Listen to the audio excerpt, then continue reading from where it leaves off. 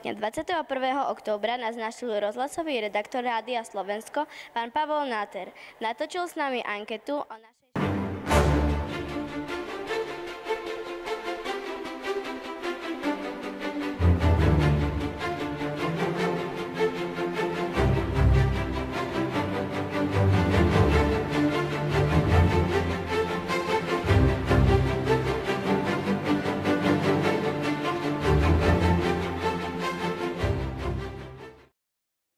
Ďakujeme pánovi Náterovi, že prišiel medzi nás a pripravil rozhlasovú reláciu o našej škole a zároveň nás pozval na exkurziu do mediálneho centra.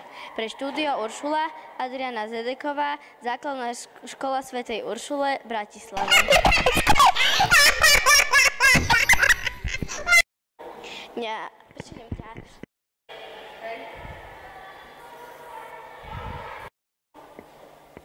Dňa 21. októbra nás navštívil